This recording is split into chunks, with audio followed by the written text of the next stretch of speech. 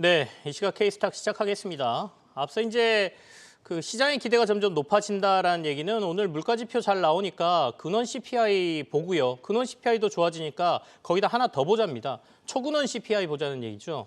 그거는 이제 집값이랑 이런 것까지 뺀 물가 상승률을 보자는 얘기거든요. 그러니까 시장은 만족을 못합니다. 뭔가 만족스러운 게 나오면 이것도 좀 만족했으면 좋겠는데 이런 얘기를 하고 있으니까 집값은 좀 급등한 걸로 나오지 않습니까? 아직 미국이. 그러니까 그런 것들에 대해서 우려감을 또 시장은 얘기하고 있다. 이런 설명을 드리기 위해서 아까 뭐 집안은 괜찮은지 차는 뭐 끄는지 뭐 이런 얘기를 꺼내봤습니다.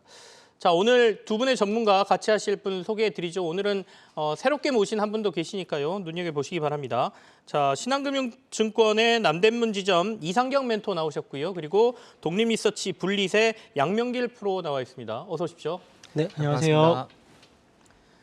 시장 첫 번째 이슈부터 보겠습니다. 오늘 시장에서 오랜만에 해운주가 좀 강세를 보입니다. 이 해운주의 강세 저희가 어떻게 봐야 되는지 좀 보고요. 해운주 플러스 항공주는 중국이 이제 리오프닝 이슈가 나오면서 꿈틀꿈틀 거렸던 부분인데 뭐 물동량 이런 것과 항공주도 관련이 있기 때문에 같이 얘기를 좀 나눠보겠습니다. 이상경 멘토부터 먼저 얘기하실까요? 네, 뭐 전반적으로 항공업종 같은 경우에는 아시겠지만 여행에 대한 수요 부분 그리고 화물 운송에 대한 부분들이 중국 코로나의 부분들이 완화가 되면서 기대감에 전일 미국 시장에서도 그렇고 국내 시장 최근에 좀 좋은 흐름들을 보여주고 있고요. 가까운 명동이라든지 뭐 이제 외국인들이 좀 많이 다니는 지역에 간다라고 하면 상대적으로 중국 관광객들이 좀 눈에 보이는 부분들이 좀 있거든요. 그렇기 때문에 항공업종은 이렇게 해서 움직이는 것 같은데 해운업종 같은 경우는 좀 다르게 봐야 될 것 같습니다. 해운업종 같은 경우에는 바이오 업종만큼 굉장히 투자하기 어려운 업종인데 왜냐하면 BDI 운임지수를 바탕으로 투자하기에도 그렇고 전반적으로 전 세계적인 글로벌적인 경기 상황 그리고 거기에 따라서 운임에 대한 결정 그리고 나서 해운업종에 대한 투자 결정까지 끌어가야 된다라고 하는 관점에 대한 시각을 가져간다라고 하면 과거에 대한해운이 20만 원에서 10,000 원까지 떨어지는데 그렇게 큰 시간이 걸리지 않았거든요.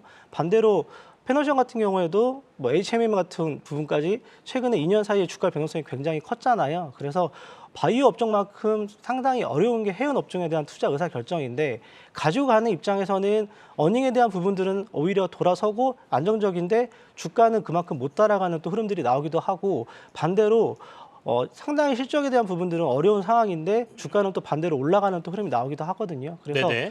상대적으로 뭐 매니저들의 얘기를 들어보면 해운업종 같은 경우에는 굉장히 투자 관점에서 본다라고 하면 바이오만큼 어려운 업종이다라고 판단이 되기 때문에 오히려 개인 투자 입장에서는 해운업종에 대한 부분은 관심은 가지되 네. 전반적으로 포트폴리오 내에서는 항공업종이 훨씬 더 좀 편하지 않을까라고 생각을 하고 있습니다. 개인 투자자들 입장에서는 해운보다는 항공이 조금 더 투자하기 편할 것 같다.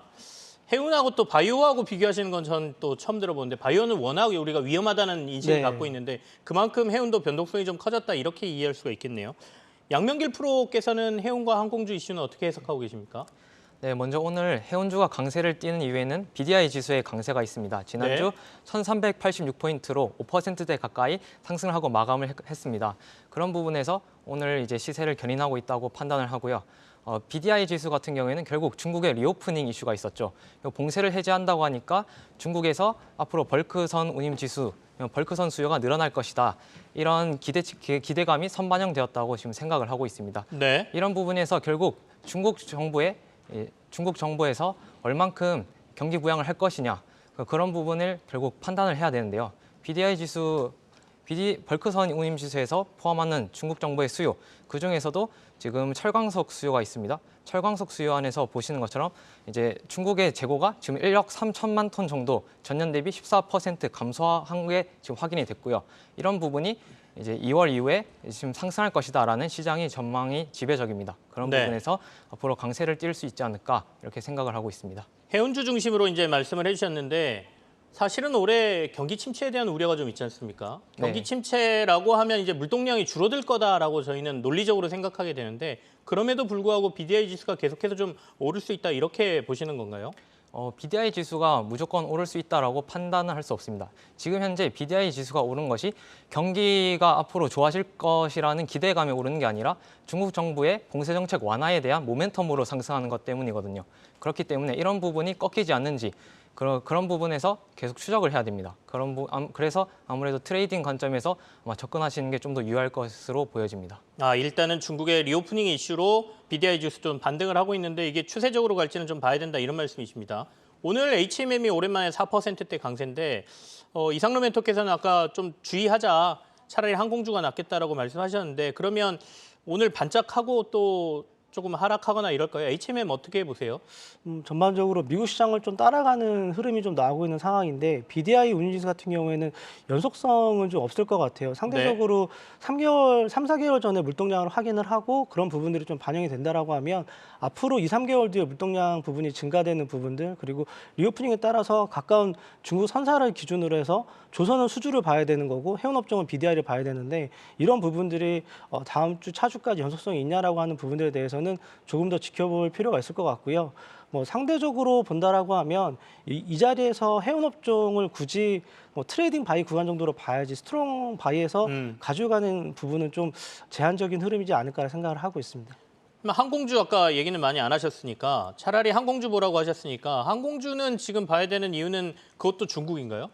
가까운 중국 리오프닝도 있긴 하지만 국내 같은 경우에도 근거리 노선 중심으로 수요가 급격하게 늘어나고 있고요. 네. 최근에 인천공항 간다라고 하면 주중이든 주말이든 상대적으로 나가는 아웃바운드 수요가 굉장히 좀 크게 나오고 있거든요. 근데 이런 부분들이 저가 항공사 중심으로 되어 있는 이런 부분들까지 수직 계열화가 됐잖아요. 대한항공을 중심으로 해서 아시아나까지 합병을 통해서 이제 이런 마진 구조를 좀 스프레드를 좀 줄이면서 나오는 ROE가 커지는 구간일 수 있기 때문에 유가 부분도 굉장히 안정적이고 그래서 상대적으로 환율이 1,250원에 머물고 있다라고 하는 부분들 네. 그리고 최근에 2, 3년 사이에 좀 못 나갔던 부분들에 대한 수요가 폭발적으로 나올 수 있는 시기이기 때문에 이런 근거리 노선으로 되어 있는 저가 항공 같은 경우에는 충분히 2분기, 3분기 지속적으로 좀 어닝이 좋아지는 흐름이 나올 것 같습니다. 저가 항공 중심으로 항공주 보자 이런 말씀이십니다. 자, 두 번째 이슈로 넘어가겠습니다. 저희 두 번째 이슈는 임플란트주를 중심으로 한 미용기기 쪽을 한번 잡아봤는데요. 얼마 전에 이제 중국에서 VBP라고 하죠. 어떻게 보면 수요 예측 이런 거라고 볼 수 있는데 임플란트와 관련된 이 수요 예측 VBP가 결과가 나오면서 오스템 임플란트를 비롯해서 임플란트주들이 굉장히 강세를 보이고 있는 상황입니다. 같이 이슈를 엮어서 얘기를 좀 해보겠습니다. 이거는 양명길 프로부터 좀 하실까요? 네. 최근 오스템 임플란트에서 VBP 입찰 물량 순위에서 1등을 했다는 기사가 나왔습니다. 거의 49만여 세트를 낙찰받았다고 하고요. 이 정도 수치가 어느 정도냐면 지금 글로벌 1등 기업인 스트라우만의 2.3배에 달하는 물량이라고 합니다. 동시에 수요 예측도 참여했을 때 참가한 현지에 있는 치과와 병원 가운데 47%가 오스템 임플란트의 제품 구매 의사를 밝혔다고 해서 오스템 임플란트의 수요가 어느 정도인지 실감이 나고 있습니다. 네. 오스템 임플란트 같은 경우에는 최근 실적적인 측면에서 좋은 모습을 보였는데요. 4분기에도 지금 추정하는 매출액이 2,870억 원대, 영업이익도 560억 원대로 지금 선방을 계속 이어가고 있습니다. 오스템 임플란트와 관련돼서 이제 얘기를 좀 해주셨고 임플란트 관련주들은 다 비슷한 상황인가요? 이상로 멘토 어떻게 보세요?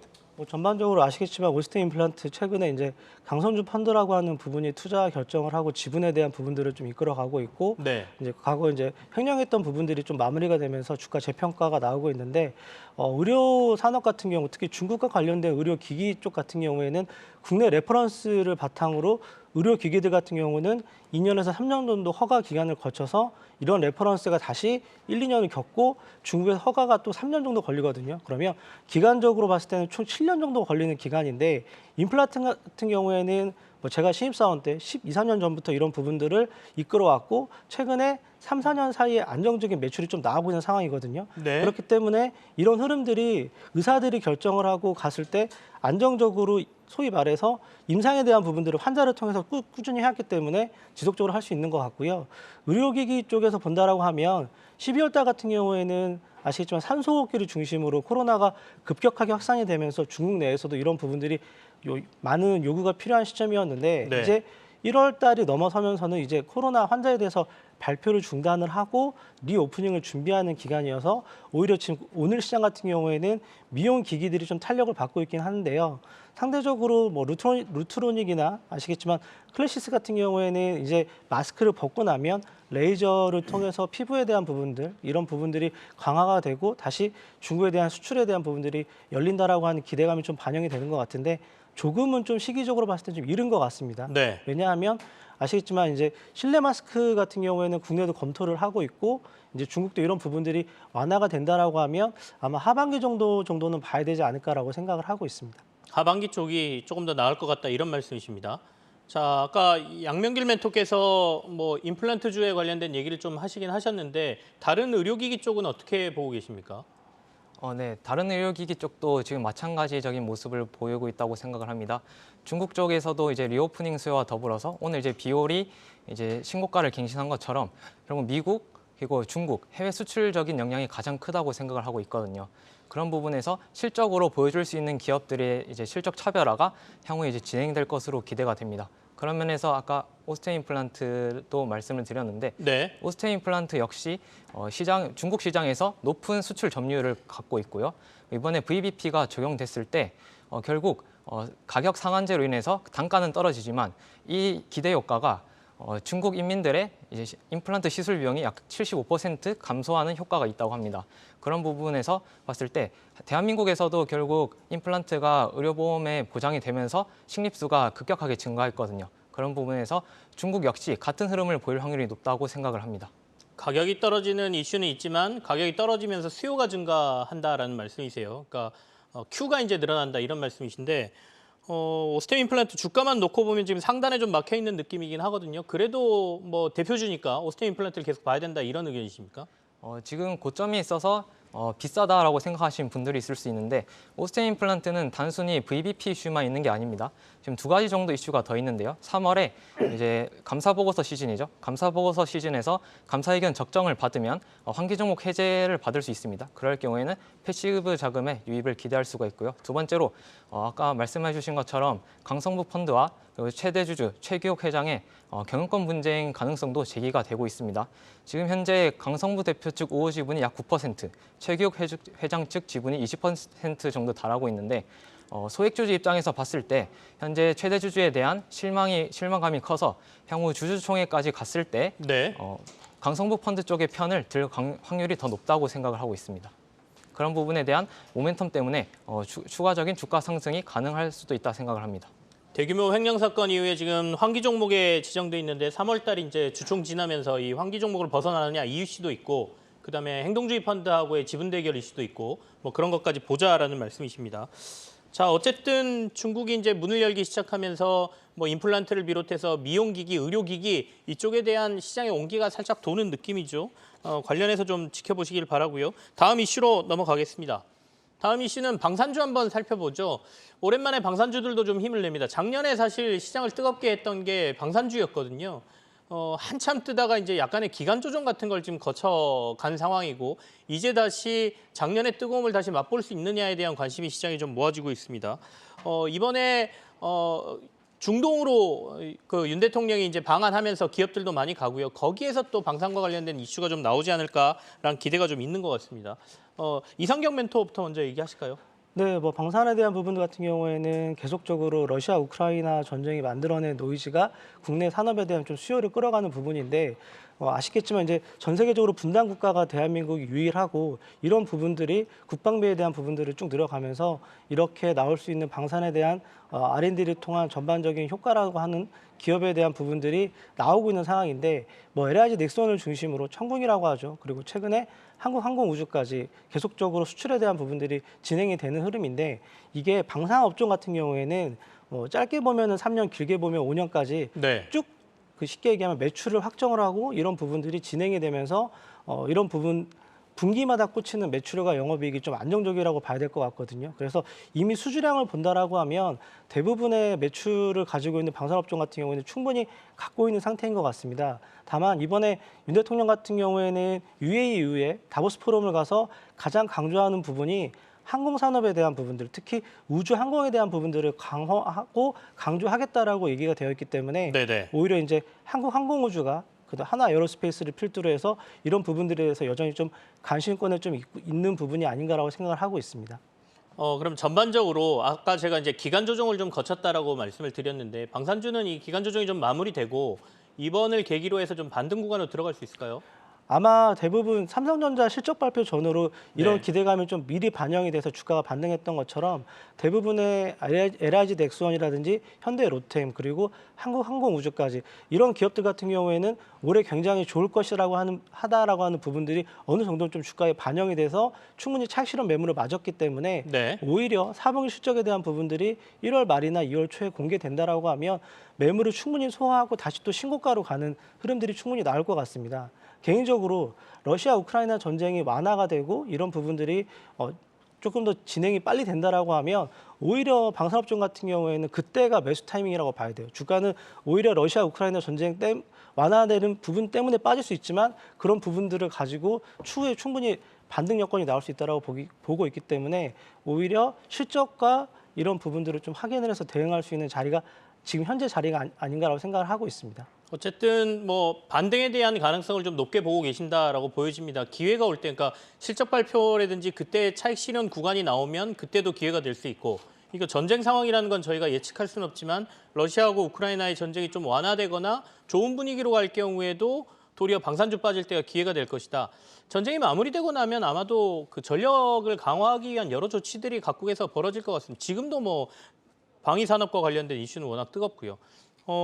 양명길 멘토께서는 오늘은 이 방산주의 상승이 대부분 항공주 중심으로 이루어지고 있거든요. 특별한 이유를 우리가 어디서 찾아야 될까요?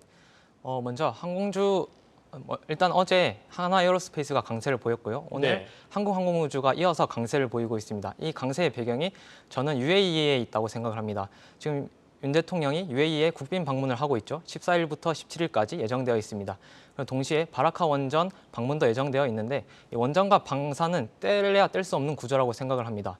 일단 세일즈 구조 자체가 국가 대 국가 간에 결국 외교를 통해서 외교 세일즈로 이제 수주를 받고 그다음 방산업체들이 이 수주를 따내서 결국 매출액으로 찍히는 구조인데요. 네네. 지금 현재 기대감이 계속 나가고 있습니다. UAE 방문과 더불어서 원전 같은 경우에는 지금 네덜란드, 그리고 체코, 폴란드, 그리고 영국, 튀르키예 등 많은 국가들에서 원전 세일즈 얘기가 오가고 있습니다. 결국 이 원전 얘기가 오가고 있는 국가들에서는 잠재적으로 방산 얘기도 오갈 수 있다라고 생각을 하기 때문입니다. 지금 현재 실적으로 지금 급격하게 찍히진 않을 수 있지만 결국 향후에 찍힐 매출액에 대한 기대감 때문이라고 생각을 하는데요. 네. 이런 기업들에서 결국 먼저 원전에 대한 수주가 나오면 뒤이어서 방산 수주도 같이 나올 수 있겠다라는 관점에서 재료적 접근이 정말 좋을 것 같습니다.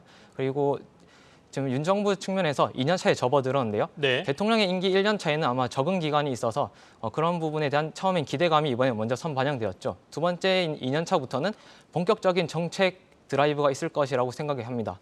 작년 말부터 해서 어떤 식으로 갈지 결국 원전 방산 투트랙 전략을 강하게 고수를 하고 있고요. 이런 부분에서 우리나라에 있는 방산 기업이든 원전 기업이든 모두가 수혜를 받을 수 있는 구조라고 생각을 하고 있습니다. 정부 2년 차 때는 실제로 뭔가 정책적으로 더 강한 드라이브가 나올 수 있다라는 말씀이십니다. 정부 정책으로 사실은 끌어가는 게 원전도 그렇고 방산도 그렇기 때문에 이번에 윤 대통령의 중동 방문에서 UAE죠. 그러니까 아랍에미레이트 방문이 아마도 원전과 이쪽 항공우주 쪽에 뭔가 좋은 MOU라든지 이런 게 나오지 않을까에 대한 기대감도 말씀을 주셨습니다. 자, 다음 이슈로 넘어가죠. 다음 이슈는 IPO 얘기를 좀 해볼까 하는데요. 최근에는 증시가 안 좋다 보니까 전체적으로는 IPO 시장은 좀 안 좋습니다. 특히 최근에 나온 뉴스 중에는 마켓컬리 상장이 연기됐다. 사실상 올해 포기했다. 이 뉴스가 IPO 시장에서 굉장히 악재로 해석이 됐는데요. 이번에는 비슷한 업종이긴 합니다. 오아시스 마켓이라는 회사가 또 있어요. 이 회사는 이제 올해 이제 상장을 본격적으로 추진한다는 얘기가 나오니까 관련주들이 뜨겁게 오르고 있는데 이 얘기 한번 해보죠. 이상경 멘토 얘기 좀 해주시겠습니까? 네, 뭐 상장 일정은 확정이 된 것 같고요. 대표 주관사는 NH랑 한국투자증권을 통해서 상장을 진행하는 것 같습니다. 시가총액 같은 경우에는 뭐 35,000원 기준으로 9천억대 내외를 생각을 하는데 상대적으로 봤을 때는 업종이 다르긴 하지만 교보생명 같은 경우가 VC 쪽에서 상장에 대한 부분들을 진행을 했고 이런 부분들이 약속된 기간 내에 진행하지 못해서 페널티가 있었죠. 마찬가지로 마켓컬리라든지 오아시스 같은 경우에는 분명히 VC 쪽 투자를 통해서 상장 일정에 대한 부분들을 기한을 정해놓고 진행했던 부분들이 있을 것 같습니다. 네. 그렇기 때문에 오아시스 입장에서는 뭐 시장 상황도 어느 정도 반영을 해야 되겠지만 상대적으로 그 기한 내에 IPO를 통해서 자본에 대한 출자라든지 자본에 네. 대한 유입을 통해서 시장에 대한 평가를 받고자 하는 부분들이 진행이 되는 것 같고요. 뭐 개인적으로 봤을 때는 1조 원에 가까운 시가총액이 현재 뭐 시장에서 평가를 받고 있는데 상장 이후의 주가 흐름을 좀 봐야 되긴 하지만 쿠팡 같은 경우가 나스닥에 상장 이후에 주가가 대략 한 70% 정도 조정을 좀 받았거든요. 네네. 그리고 그렇기 때문에 이런 부분들 같은 경우에는 간신권에는 두되 주가 흐름은 상장 이후에 좀 지켜봐야 될 것 같습니다. 사실은 경쟁업체가 굉장히 많지 않습니까, 시장에. 그렇다 보니까 최근에 마켓컬리도 상장을 접은 이유가 시장에서 생각하는 밸류, 본인들이 생각하는 밸류와 시장 밸류가 차이가 크다라는 것이죠. 경기 침체되고 그러다 보니까 밸류가 뚝 꺾인 건데 양명길 멘토께서는 오아시스 마켓에 방금 전에 시장에서 지금 평가하는 게 한 1조 원 정도 밸류를 얘기한다라고 하는데 여기는 꺾일 가능성은 없나요? 밸류에이션 같은 경우에는 이번 공모가가 그렇게 고평가되어 있지 않다고 생각을 합니다. 네. 모집가액이 3,500원에서 39,500원으로 할인율이 22.7%에서 40.3%에 달합니다. 이 정도의 이제 밸류가 결국 공모가 하단 기준으로 9,600억 정도인데요. 작년에 이랜드 리테일에서 3%의 지분 330억 원 규모로 이제 투자를 받았습니다. 이때 지분 기업 가치 평가를 1조 1,000억으로 받았기 때문에 이런 부분에선 고평가 논란은 없을 것으로 예상이 됩니다. 그리고 마켓컬리와는 좀 다르다고 생각을 하는데요. 네네. 먼저 오아시스 마켓 같은 경우에는 이제 생산자와 소비자를 직접 연결을 합니다. 그래서 가격이 더 저렴하고요. 오프라인 매장을 보유하고 있어 재고가 쌓이더라도 세일 등의 방법을 통해서 오프라인 매장에서 이제 재고 처리를 할 수 있습니다. 그런 부분이 좀 다르고요. 마켓컬리 같은 경우에는 물건이 많고 편리합니다. 하지만 비싸고 고급 상품이 많아서 지금처럼 사람들의 소비가 위축되는 시즌에는 매출액 감소가 불가피할 수밖에 없을 것 같고요. 또한 지금 흑자를 내고 있지 않죠. 이 부분이 가장 크다고 생각합니다. 실적적인 측면에서 오아시스는 숫자로 내고 있는 기업이고 마켓컬리는 숫자를 못 내고 있는 기업입니다. 그렇기 때문에 오아시스가 마켓컬리보다는 더 높은 네. 가치를 받을 수 있었지 않나라고 생각을 하고 있습니다. 마켓컬리하고는 사업 구조가 좀 다르다. 네. 타겟층도 다르고 오프라인 매장도 가지고 있고 그래서 경기 침체 구간에 조금 더 이쪽이 밸류를 더 받을 수 있을 것 같다라는 분석을 주셨습니다. 근데 오늘 이제 일단 이 오아시스 마켓에 상장된다고 하니까 아까 지오소프트 주가 좀 나갔지 않습니까? 지오소프트가 좀 크게 오르고 관련주들을 저희가 어디 꼽아야 되죠? 방금 전에 이랜드 리테일 얘기하셨는데 이상경 멘토께서는 오아시스 마켓 관련주들 알고 있는 거 있으면 좀 소개해 주시죠. 뭐 대표적으로 말씀하신 지오소프트 정도가 지분에 대한 평가이익을 반영을 충분히 하는 것 같고요. 네. 상대적으로 지오소프트 외에는 특별하게 오아시스 관련된 주식이라고 좀 볼만한 것들이 크게는 없는 것 같습니다. 아까 이랜드 리테일은 상장되는 회사는 아닌가요? 양명길 멘토께서 말씀하셨는데. 지금 상장된 회사는 아니고요. 상장된 회사도 아닐 뿐더러 그리고 네. 지오소프트 외에도 저도 동일하게 실수혜를 받을 수 있는 기업이 없다고 생각합니다. 그런 면에서 지금 오늘 갭을 달고 내려온 기업들도 많이 있고요. 지오소프트 외에는 약세를 보이고 있는 것 같은데 실수혜주인 지오소프트 평가 차익을 제외하고서는 네. 이슈는 보유자 영역이 아닌가라고 생각을 하고 있습니다. 알겠습니다. 오아시스 마켓에 대한 지분을 좀 많이 가지고 있다는 지오소프트 오늘 주가가 좀 급등하는 모습을 보이고 있어서 IPO 시장 겸해서 한번 살펴봤습니다. 자, 다음 이슈 들어가죠. 다음 이슈는 저희가 재건주가 또 꿈틀거리고 있습니다. 앞서 이제 전쟁 상황은 저희가 예견하기 힘들다라고 말씀드렸습니다만은 어쨌든 언젠가는 종전, 휴전으로 갈 거니까 재건 관련된 얘기는 꾸준히 유럽에서도 나오고 있고 계속해서 협의하고 있다, 재건을 논의하고 있다, 기금을 얼마만큼 마련했다 이런 얘기가 들려오거든요. 재건주 얘기를 좀 하겠습니다. 이상경 멘토 얘기해 주시죠. 네, 러시아 입장에서는 따뜻한 유럽의 겨울이 굉장히 좀 불안한 흐름이 아닌가라고 생각을 하고 있고요.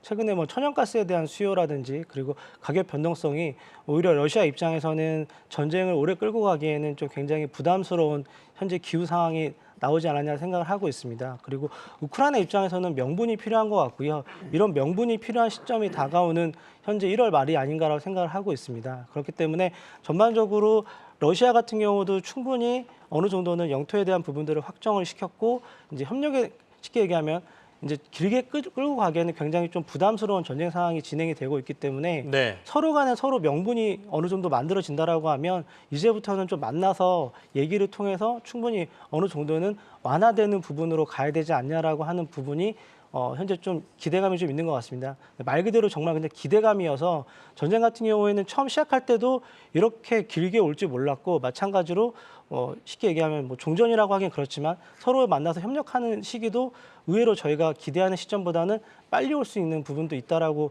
개인적으로 생각을 하고 있기 때문에 이런 부분들을 좀 1월 말에 이런 기대감을 좀 반영을 해서 좋은 긍정적인 흐름으로 간다라고 하면 좀 좋을 것 같다는 개인적인 의견이 있습니다.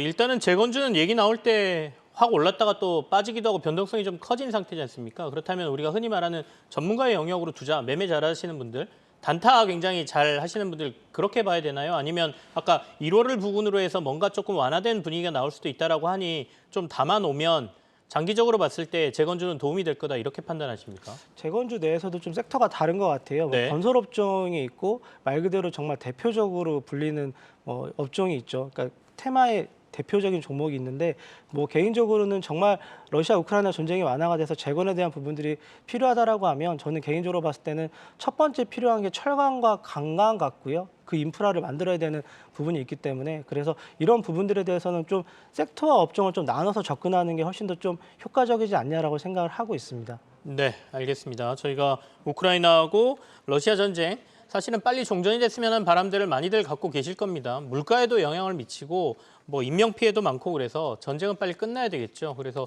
종전, 재건 이런 것까지 같이 한번 얘기를 해봤습니다. 이슈 체크는 여기서 마무리를 하고요. 두 분하고 오늘 관심주 얘기 해보겠습니다.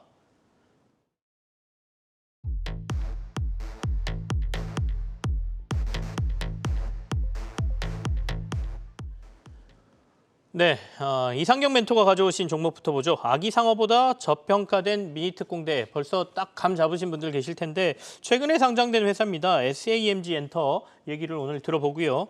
양명길 멘토께서는 턴어라운드가 기대된다. 에어부산 가져오셨네요. 아까 저희가 항공주 잠깐 얘기했는데 조금 더 자세한 얘기 들어볼 수 있겠습니다. 먼저 SAMG 엔터 얘기 좀 하겠습니다. 네, 뭐 전반적으로 봤을 때는 SAMG 같은 경우에는 17,000원의 공모 가격을 결정을 했는데 네. 뭐 그런 배경이 아시겠지만 IPO 전후에 시장 상황이 워낙 안 좋았고 상장 이후에는 전반적으로 주가 재평가를 받고 있는 시기인 것 같습니다. 1월 초에 1월 2일 정확하게 중국의 CCTV를 중심으로 중국 전역에 그 타인이라고 하는 이제 애니메이션이 반영이 되면서 현재 아이들 키즈 채널에서 그러니까 전국 1등을 계속 진행을 하고 있거든요. 근데 이 SAMG 같은 경우에는 과거에 미니특공대 1을 2000년대 중반에 다시 중국 시장에 오픈을 했고요. 시리즈 2가 2018년도에 중국에서 반영을 하면서 상대적으로 이쪽 IP에 대한 부분들을 강화하면서 중국에서 좀 좋은 평가를 받고 있고요. 네. 올해 초에 반영이 되고 있는 타이니 같은 경우에는 오히려 이제 그 밑에 어린이들 같은 경우에는 채널 선호도라든지 구독자 그리고 이제 아시겠지만 대부분 TV에서도 물론 보지만 이동을 하면서 모바일로 보거나 여러 가지 채널을 통해서 또 보고 있는 흐름들이 있는데 스트리밍에 대한 부분들이 뭐 아기상어 같은 경우에는 기네스북에 올라갈 정도로 그리고 장애에서 평가가 1조 내외로 받고 있거든요. 근데 SMG 같은 경우에는 전반적으로 시가총액은 뭐 3,500억 정도 하고 있지만 말씀드린 대로 IPO를 통해서 들어오는 자금들 그리고 탐방을 갔을 때 직접적인 스튜디오를 갖고 있어요. 그리고 손오공이라든지 다른 엔터 쪽이랑 다르게 직접적인 모든 선순환이 되어 있는 구조화시켜 있던 IP를 갖고 있는 직접적인 엔터 회사이기 때문에 네. 오히려 비견할 수 있는 게 스튜디오 드래곤이 뭐 어른들이 볼 수 있는 채널을 갖고 있는 스트리밍 서비스라고 하면 아이들 같은 경우에는 오히려 SNG 엔터 같은 경우는 아이들의 스튜디오 드래곤을 좀 꿈꾸고 있는 회사거든요. 그렇기 때문에 이런 부분들을 좀 지켜볼 필요가 있을 것 같고 상대적으로 중국에서 지금 반영을 이제 막 시작을 했고 한 3개 지역 정도에서 시청률 1위를 기록을 하고 있는데 이런 부분들 같은 경우 과거 애니메이션 추이를 본다라고 하면 스트리밍이 올라오는 시기가 뭐 짧게는 3개월, 길게는 5개월 정도 쭉쭉 올라오는 흐름이 있거든요. 그렇기 때문에 올해 2, 3월 때까지 좀 주가 흐름을 좀 지켜봐야 되지 않냐라고 생각을 하고 있습니다. 일단 12월 초에 상장한 이후에 주가 그렇게 뭐 크게 오르지 않고 지지부진한 흐름을 보이다가 1월 들어서 이제 주가가 본격적으로 반등을 좀 하고 있는 상황입니다. 근데 이제 상장한 회사들은 대부분이 이제 걱정하시는 게 보호예수 물량이 풀리는 구간, 그러니까 이른바 오버행 이슈를 이제 걱정하게 되죠. 네. SMG 엔터 같은 경우에는 이런 오버행 이슈는 크게 없나요? 뭐 1개월 보호예수 물량이 지금 최근에 소화되는 흐름이었고요. 네. 그 이후에 3개월 락업 물량이 있는데 1개월 보호예수 물량 같은 경우에는 대부분 자산운용사들이 갖고 있는 물량들인데 오히려 이런 물량들이 최근에 2, 3일 전에 거래를 통해서 충분히 좀 소화하는 과정이었던 것 같고요. 말씀드린 대로 탐방을 가서 제 눈으로 확인해 본 결과로는 회사가 전체적으로 가지고 있는 IP에 대한 직접 재산권이 매출이 850억 정도, 영업이익이 뭐 한 7, 80억 정도 난다고 하면 내년, 내후년에는 ROE 같은 경우가 27, 8%까지 올라오는 흐름이기 때문에 현재 시가총액 3,500억 내에는 어떻게 보면 굉장히 좀 나름대로는 밸류적인 측면에서 좀 매력적이지 않냐라고 생각을 하고 있습니다. 그러면 목표가하고 손절가 좀 제시해 주십시오. 네, 목표가는 5만 원 제시할 수 있도록 하고요. 손절가는 22평선 구분인 32,000원 말씀드리도록 하겠습니다. 알겠습니다. SAMG 엔터 목표가 5만 원에 손절가 32,000원 제시하셨고요. 최근에 이제 아까 보호예수 물량 이런 것들 잘 소화하고 가고 있으니까 한번 봐보자 이렇게 전략을 제시해 주셨습니다. 에어부산으로 넘어가겠습니다. 양명길 멘토한테 듣죠. 네, 에어부산은 다들 아시다시피 항공운송업을 영위하는 LCC 기업입니다. 영남권에서 높은 점유율을 보유하고 있고요. 모든 항공업체가 마찬가지겠지만 에어부산은 더 심했습니다. 실적 박살적인 측면에서 많은 적자를 계속 기록했고요. 그런 부분에서 유상증자도 3번, 무상감자까지 1번 이런 식으로 재무구조 개선 작업을 했습니다. 특히 2022년 9월 2,270억 원에 달하는 유상증자를 실시하고요. 네. 그 직전인 2022년 7월에도 3대1 규모의 무상감자를 실시하여서 재무구조 개선을 이뤄냈습니다. 많은 분들이 결국 적자가 나는 기업들이나 실적이 좋지 못한 기업들을 갖다 우려하는 부분이 유상증자와 무상감자 이런 부분이라고 생각을 합니다.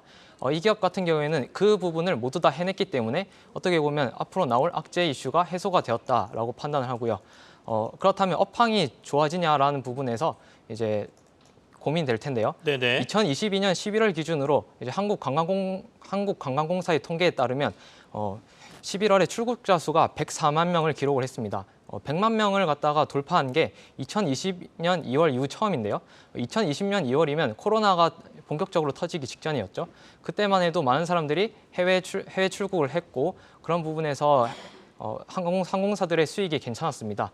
물론 에어부산 같은 경우에는 그 일본과의 마찰 등으로 인해서 많은 수익이 안 났지만 이번 같은 경우에는 일본뿐만 아니라 동남아 비중까지 이제 늘렸습니다. 그런 부분에서 11개의 노선을 운영을 하고요. 최근엔 또 일본 무비자 입국자가 이제 재개하고 있어서 여행 네네. 수요까지 가파르게 지금 상승하고 있습니다. 인천과 후쿠오카, 인천과 오사카, 인천 나리타 이렇게 노선을 통해서 많은 이제 일본인들 그리고 한국에서도 일본 여행 수요가 급격하게 증가하고 있고요. 아마 실제로 최근 다 해외 나가신 분들 아니면 해외 여행 계획하시는 분들 보시면 항공권이 매주마다 지금 가격이 올라가고 있습니다. 그만큼 수요가 폭발을 하고 있기 때문이죠.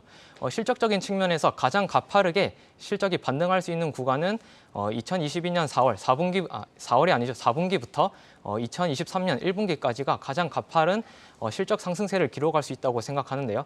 왜냐하면 4분기와 1분기에 이제 겨울 방학이 있고 그리고 네. 많은 여행 휴가 시즌이죠. 그리고 더불어서 설 명절이 있습니다. 그런 부분에서 더 많은 여행 수요가 몰릴 것으로 생각을 합니다. 또한 다른 항공사들이 있는데 왜 하필 에어부산이냐라고 했을 때 에어부산이 피어그룹 대비 현재까지 가장 반등폭이 낮습니다. 진에어는 당연히 가장 탑픽의 기업이었기 때문에 가장 먼저 반등을 했고요. 가장 먼저 반등을 해서 어느 정도 이제 주가에 가격적인 부담이 있는 위치에 와 있다고 생각을 합니다.